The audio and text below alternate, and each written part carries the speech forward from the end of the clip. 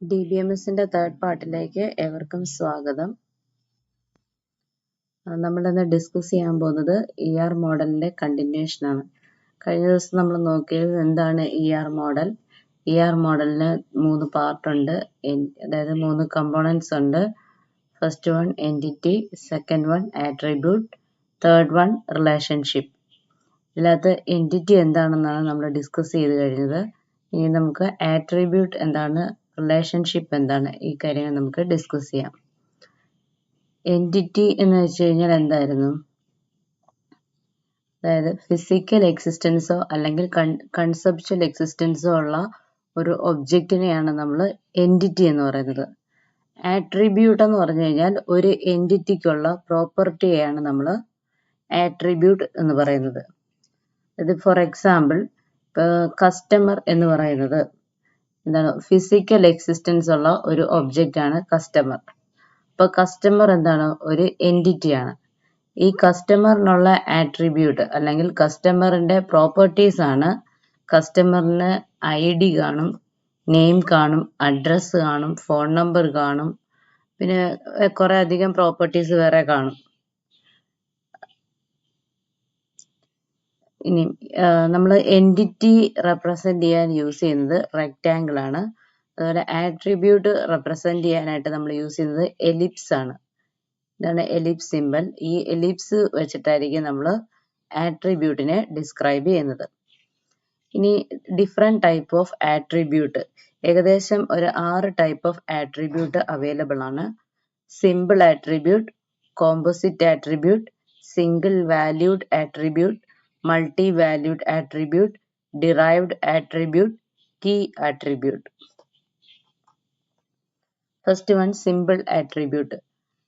The attribute that cannot be divided into more parts is known as simple attribute. എന്ന് വെച്ച് കഴിഞ്ഞാൽ ഒരു attribute എടുത്തു കഴിഞ്ഞാൽ ആ ആട്രിബ്യൂട്ടിനെ നമുക്ക് സബ് പാർട്സ് ആയിട്ട് ഡിവൈഡ് ചെയ്യാൻ പറ്റാത്ത ആട്രിബ്യൂട്ട്സിനെയാണ് നമ്മൾ സിമ്പിൾ ആട്രിബ്യൂട്ട് എന്ന് പറയുന്നത്. ഇപ്പൊ ഫോർ എക്സാമ്പിൾ നമ്മൾ നെയിമിനെ ഒരു ആട്രിബ്യൂട്ട് ആയിട്ട് കൺസിഡർ ചെയ്യുകയാണെങ്കിൽ അതിന് ഫസ്റ്റ് നെയിം കാണും, മിഡിൽ നെയിം കാണും, ലാസ്റ്റ് നെയിം കാണും, അല്ലെ? നമ്മൾ ഒരു അഡ്രസ്സിനെ നമ്മൾ കൺസിഡർ ചെയ്ത് കഴിഞ്ഞാൽ അഡ്രസ്സിനെ വേണേൽ നമുക്ക് ഡിവൈഡ് ചെയ്യാം, അല്ലെ? അതായത് ഹൗസ് നെയിം കാണും, പിന്നെ സിറ്റി കാണും, ഡിസ്ട്രിക്റ്റ് കാണും, അങ്ങനെ പിൻകോഡ് കാണും. ഇതെല്ലാം ഡിഫറെന്റ് പാർട്സ് ആയിട്ട് നമുക്ക് ഒരു അഡ്രസ് എന്ന് പറയുന്ന ഒരു ആട്രിബ്യൂട്ടിനെ നമുക്ക് ഡിവൈഡ് ചെയ്യാൻ പറ്റും. അതേസമയം ഒന്ന് ചിന്തിച്ച്, ഏജിനെ നമുക്ക് ഡിവൈഡ് ചെയ്യാൻ പറ്റുമോ? ഇല്ല. ID, ഒരു സ്റ്റുഡന്റിന്റെ റോൾ നമ്പർ, ഇങ്ങനെയുള്ള ആട്രിബ്യൂട്ട്സിനെ ഒന്നും നമുക്ക് ഡിവൈഡ് ചെയ്യാൻ പറ്റത്തില്ല. അങ്ങനെ സബ് പാർട്സ് ആയിട്ട് ഡിവൈഡ് ചെയ്യാൻ പറ്റാത്ത ആട്രിബ്യൂട്ട്സിനെയാണ് സിമ്പിൾ ആട്രിബ്യൂട്ട് എന്ന് പറയുന്നത്. കോമ്പോസിറ്റ് ആട്രിബ്യൂട്ട് എന്ന് വെച്ച് കഴിഞ്ഞാൽ നമുക്ക് സബ് പാർട്സ് ആയിട്ട് ഡിവൈഡ് ചെയ്യാൻ പറ്റുന്നതിന്, അതായത് നെയിം, അഡ്രസ്, ഇതൊക്കെ എന്താണ്? കോമ്പോസിറ്റ് ആട്രിബ്യൂട്ട് ആണ്. നെക്സ്റ്റ് ആണ് single valued attribute and multi valued attribute. Single valued attribute എന്ന് വെച്ച് കഴിഞ്ഞാൽ ഓരോ എൻറ്റിറ്റിക്കും അതായത് ഒരു ആട്രിബ്യൂട്ടിനെ നമ്മൾ കൺസിഡർ ചെയ്ത് കഴിഞ്ഞാൽ അതിനെന്തായിരിക്കും? ഓരോ എൻറ്റിറ്റിക്കും അതിന് സിംഗിൾ വാല്യൂ ആയിരിക്കും കാണുന്നത്. An attribute that consists of a single value for each entity. അതായത് ഓരോ എൻറ്റിറ്റി നമ്മൾ കൺസിഡർ ചെയ്ത് കഴിഞ്ഞാലും ആ ഒരു ആട്രിബ്യൂട്ടിന് സിംഗിൾ വാല്യൂ ആയിരിക്കും വരുന്നത്. ഫോർ എക്സാമ്പിൾ, ഇപ്പൊ ഒരു സ്റ്റുഡന്റ് അല്ലെങ്കിൽ നമ്മളിവിടെ നോക്കിയ കസ്റ്റമറിനെ തന്നെ നമുക്ക് ചിന്തിക്കാം. കസ്റ്റമർ എന്ന് പറയുന്ന ഒരു എൻറ്റിറ്റി കൺസിഡർ ചെയ്യുക. ആ കസ്റ്റമർ എന്ന് പറയുന്ന എൻറ്റിറ്റിയിൽ നമ്മൾക്ക് പല കസ്റ്റമേഴ്സ് വരാം, അല്ലെ? ഇപ്പം അനു ഒരു കസ്റ്റമറാണ്, പിന്നെ ഡേവിഡ് വേറൊരു കസ്റ്റമറാണ്. അപ്പൊ ഈ കസ്റ്റമറിനെല്ലാം ഡേറ്റ് ഓഫ് ബർത്ത് എന്ന് പറയുന്ന ഒരു ആട്രിബ്യൂട്ട് കാണും. പക്ഷെ ഇത് ഓരോ എൻറ്റിറ്റിക്കും, അതായത് അനുവിന്റെ ഡേറ്റ് ഓഫ് ബർത്ത് സിംഗിൾ ആയിരിക്കും, അതുപോലെ തന്നെ ഡേവിഡിന് വരുമ്പോഴും എന്താണ്? സിംഗിൾ ആയിട്ടുള്ള ഒരു ഡേറ്റ് ഓഫ് ബർത്ത് ആയിരിക്കും. മൾട്ടിപ്പിൾ വരുമോ? ഇല്ല.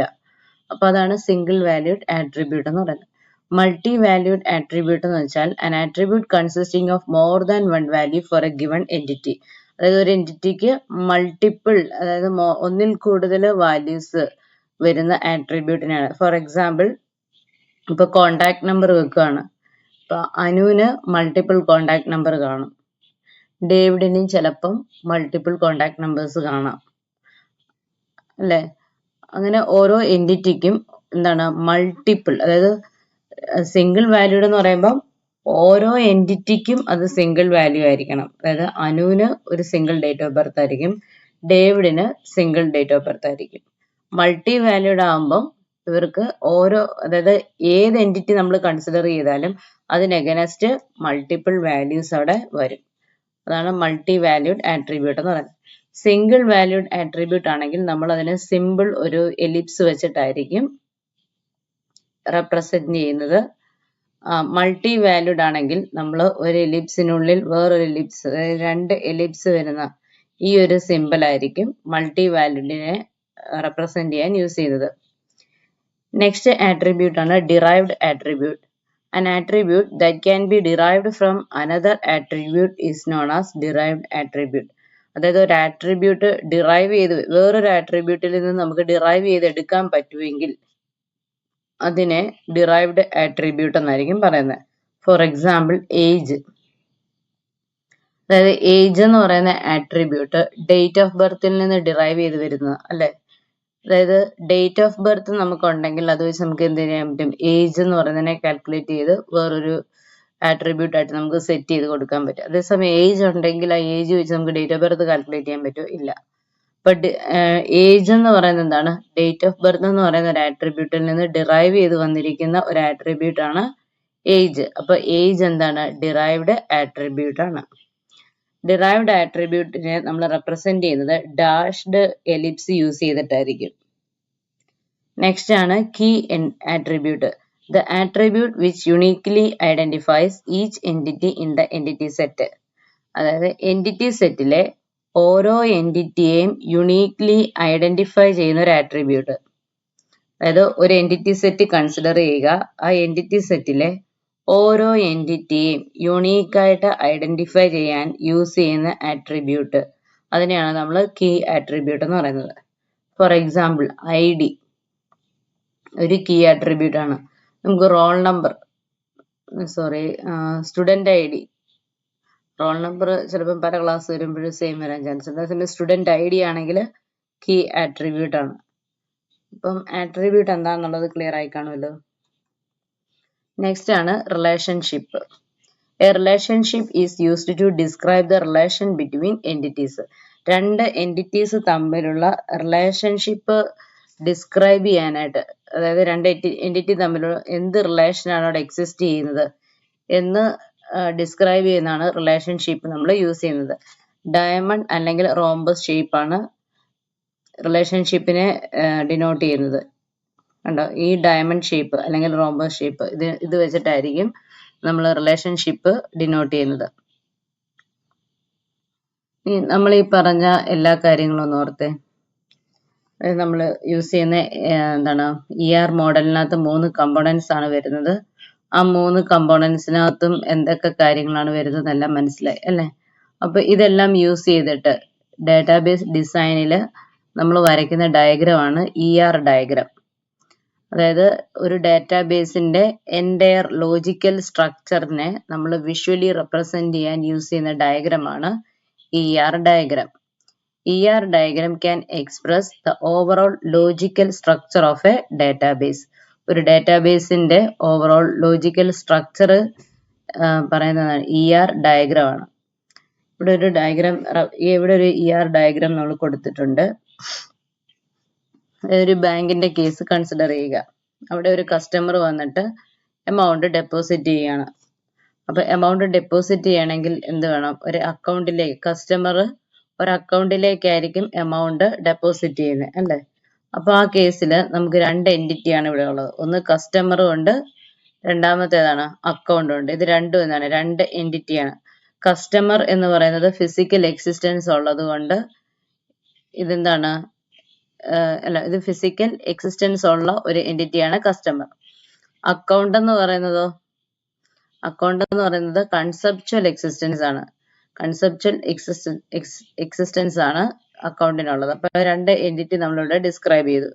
ഇനി ഈ 2 എൻറ്റിറ്റിക്കും ഡിഫറെന്റ് ആട്രിബ്യൂട്ട്സ് ഉണ്ട് അല്ലെ. ഫോർ എക്സാമ്പിൾ കസ്റ്റമറിനെ നമ്മൾ ഡിഫൈൻ ചെയ്ത് കഴിഞ്ഞാൽ കസ്റ്റമറിന് ID ഉണ്ട്.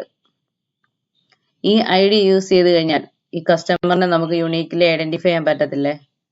അതുകൊണ്ട് ഇതെന്താണ്? Key attribute. ഐഡിയ നമ്മൾ കീ ആട്രിബ്യൂട്ട് ആയിട്ടാണ് കൊടുത്തേക്കുന്നത്. നെക്സ്റ്റ് ആണ് date of birth. Date of birth എന്ന് പറയുന്നത് എന്താണ്? സിംഗിൾ വാല്യൂഡ് ആണ്. അപ്പൊ നമ്മൾ എന്ത് ചെയ്തു? സിംഗിൾ എലിപ്സ് യൂസ് ചെയ്തു. Next phone number. Phone number may be multiple വരാം. സിംഗിൾ ആകാം അല്ലെങ്കിൽ മൾട്ടിപ്പിൾ ആകാം അല്ലെ? മൾട്ടിപ്പിൾ വരാൻ ചാൻസ് ഉണ്ട്. അപ്പൊ എന്താണ്? മൾട്ടി വാല്യൂഡ് ആണ്. അപ്പൊ ഫോൺ നമ്പറിനെ നമ്മൾ എന്ത് ചെയ്യും? ഡബിൾ എലിപ്സ് വെച്ചിട്ട് ഡിനോട്ട് ചെയ്തു. ഇനി നെക്സ്റ്റ് ആണ് നെയിം. നെയിം എന്ന് പറഞ്ഞു കഴിഞ്ഞാൽ ഒരു ഡിറൈവ്ഡ് ആട്രിബ്യൂട്ട്. നെയിം എന്ന് പറയുന്നത് കോമ്പോസിറ്റ് ആട്രിബ്യൂട്ട് ആണ്. കോമ്പോസിറ്റ് ആട്രിബ്യൂട്ട് എന്ന് വെച്ചാൽ എന്താ? അതിനെ സബ് ഡിവൈഡ് ചെയ്ത് പോകാൻ പറ്റുന്ന ഒരു ആട്രിബ്യൂട്ട് ആണ് നെയിം എന്ന് പറയുന്നത്. ഇപ്പൊ നെയിം എന്ന് പറയുന്ന ഒരു ആട്രിബ്യൂട്ട് കൊടുത്തു. അതിനെ വേണമെങ്കിൽ നമുക്ക് ഫസ്റ്റ്, ലാസ്റ്റ്, മിഡ് അങ്ങനെ പറഞ്ഞ് നമുക്ക് സബ് ഡിവൈഡ് ചെയ്ത് പോകാം. ഇനി നെക്സ്റ്റ് ആട്രിബ്യൂട്ട് ആണ് ഏജ്. ഇത് ഡിറൈവ്ഡ് ആട്രിബ്യൂട്ട് ആണ്. ഏജ് ഏതിൽ നിന്ന് ഡിറൈവ് ചെയ്ത് വരുന്നതാണ്? ഡേറ്റ് ഓഫ് ബർത്തിൽ നിന്ന് ഡിറൈവ് ചെയ്ത് വരുന്ന ഒരു ആട്രിബ്യൂട്ട് ആണ് ഏജ്. ഇനി ഈ കസ്റ്റമറിന് അക്കൗണ്ട് എന്ന് പറയുന്ന എൻറ്റിറ്റിയുമായിട്ടുള്ള റിലേഷൻഷിപ്പ് എന്താണ്? ഡെപ്പോസിറ്റ്. എമൗണ്ട് ഡെപ്പോസിറ്റ് ചെയ്യുകയാണ് ചെയ്യുന്നത്. അപ്പൊ ഇവിടെ അക്കൗണ്ടിൽ എന്തൊക്കെ ആട്രിബ്യൂട്ട്സ് വരും? അക്കൗണ്ടിന്റെ ഒരു ഐഡിയ ഉണ്ട്, പിന്നെ അക്കൗണ്ടിന്റെ ടൈപ്പ്, പിന്നെ എത്ര എമൗണ്ട് ആണെന്നുള്ളത്. ഇത്രയും ഡീറ്റെയിൽസ്. ഇങ്ങനെയാണ് നമ്മൾ ഇതൊരു ER ഡയഗ്രത്തിന്റെ ഒരു സിമ്പിൾ റെപ്രസെന്റേഷൻ ആണ്. മനസ്സിലായോ? എന്തെങ്കിലും ഡൗട്ട് ഉണ്ടെങ്കിൽ കമന്റ് സെക്ഷനിൽ നിങ്ങൾക്ക് ചോദിക്കാം.